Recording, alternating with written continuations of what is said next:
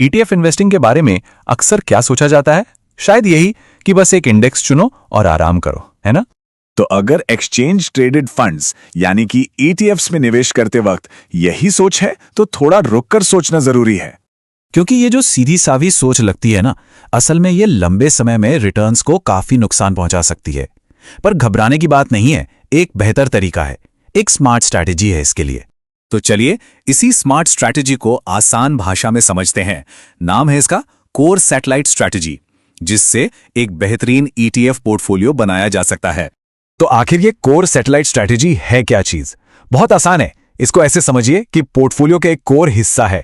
ये फाउंडेशन है, एकदम मजबूत नींव की तरह, जो स्टेबिलिटी देता है।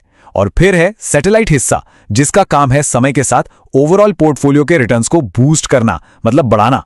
अच्छा, तो पैसा बांटना कैसे है इन दोनों में? देखिए, आमतौर पर एक ईटीएफ पोर्टफोलियो का बड़ा हिस्सा, मतलब लगभग 70 से 80% कोर इन्वेस्टमेंट्स में जाता है और बचा हुआ 20 से 30% सैटेलाइट इन्वेस्टमेंट्स के लिए रखा जाता है। तो इन दोनों में फर्क बिल्कुल साफ है। जो कोर है उसका काम है स्टेबिलिटी देना, इसलिए उसमें वॉलेटिलिटी यानी उतार चढ़ाव कम होता है और इसके लिए ब्रॉड मार्केट ईटीएफ्स चुने जाते हैं। वहीं दूसरी तरफ है सैटेलाइट, इसका काम है रिटर्न्स को पुश देना। तो जाहिर है इसमें वॉलेटिलिटी थोड़ी ज्यादा होगी और इसमें आते हैं थीमैटिक या सेक्टोरल ईटीएफ्स। ठीक है, तो अब स्ट्रैटेजी के सबसे जरूरी हिस्से से शुरू करते हैं कि पोर्टफोलियो का वो स्टेबल कोर आखिर बनाया कैसे जाए। तो सबसे बड़ा सवाल यही होता है, इस स्टेबल कोर में आखिर होता क्या है? कौन से ईटीएफ्स इसका हिस्सा बनने चाहिए? याद है हमने बात की थी कि कोर पोर्टफोलियो का मेन मकसद है एक मजबूत लॉन्ग टर्म फाउंडेशन तैयार करना, जिसमें रिस्क कम हो। बस इसी काम के लिए ब्रॉड मार्केट इंडेक्स ईटीएफ्स सबसे बेस्ट माने जाते हैं। चलिए एक एग्जाम्पल से समझते हैं, जैसे कि निफ्टी 100 इंडेक्स। ये इंडिया की टॉप 100 सबसे बड़ी कंपनीज पर नजर रखता है, इसलिए ये एक मजबूत कोर इन्वेस्टमेंट का बिल्कुल परफेक्ट एग्जाम्पल है। अब इसके परफॉर्मेंस पर एक नजर डालें। पिछले 1 साल में इसने 10.24% का रिटर्न दिया है और 5 साल में लगभग 15% का। यही तो है लॉन्ग टर्म स्टेबिलिटी और ग्रोथ का कॉम्बिनेशन। अब मान लीजिए इससे भी ज्यादा डाइवर्सिफिकेशन चाहिए, पोर्टफोलियो को और फैलाना है, तो निफ्टी 500 इंडेक्स एक और जबरदस्त ऑप्शन है। ये एनएससी पर लिस्टेड टॉप 500 कंपनीज को ट्रैक करता है, मतलब इससे लगभग पूरे मार्केट में एक्सपोजर मिल जाता है।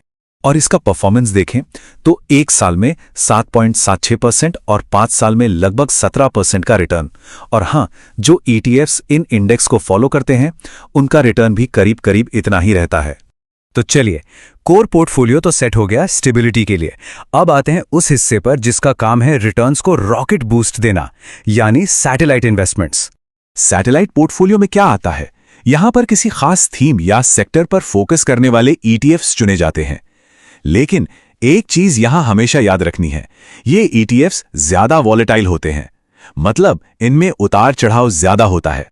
और ये बात बहुत जरूरी है, इन इन्वेस्टमेंट्स का परफॉर्मेंस साइक्लिकल होता है, मतलब जो सेक्टर या थीम आज टॉप पर है जरूरी नहीं कि कल भी वही हो। इसलिए इनमें टाइमिंग बहुत जरूरी हो जाती है कि कब एंटर करना है और कब एग्जिट। सैटेलाइट स्ट्रैटेजी का एक और फायदा है जियोग्राफिकल डाइवर्सिफिकेशन। सोचिए, अगर सारा पैसा सिर्फ इंडिया के मार्केट में लगा है तो ये एक तरह का कंट्री स्पेसिफिक रिस्क है। इस रिस्क को कम करने में इंटरनेशनल ईटीएफ्स बहुत मदद करते हैं।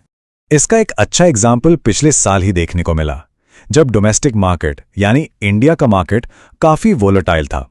तब इंटरनेशनल ईटीएफ्स ने बेहतर परफॉर्म किया था। यह साफ दिखाता है कि डाइवर्सिफिकेशन कितना जरूरी है। तो कोर हो गया, सैटेलाइट हो गया, लेकिन एक स्मार्ट पोर्टफोलियो की कहानी यहां खत्म नहीं होती। रिस्क से बचने के लिए यानी हेजिंग के लिए कुछ और एसेट क्लासेस को भी शामिल करना चाहिए। और इस काम के लिए गोल्ड और सिल्वर से बेहतर क्या हो सकता है?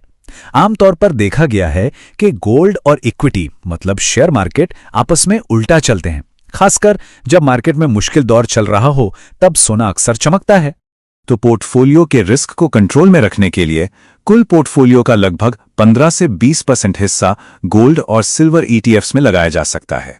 तो पूरी स्ट्रैटेजी का एक क्विक रिकैप करते हैं। एक ईटीएफ ब्लूप्रिंट 4 सिंपल स्टेप्स में। स्टेप 1, सबसे पहले कोर और सैटेलाइट का एलोकेशन डिसाइड करें। स्टेप 2, कोर के लिए ब्रॉड मार्केट ईटीएफ्स चुनें। स्टेप 3, रिटर्न्स को बूस्ट देने के लिए सैटेलाइट ETF सेलेक्ट करें। और आखिर में स्टेप 4, गोल्ड और सिल्वर में इन्वेस्ट करके रिस्क को कम करें।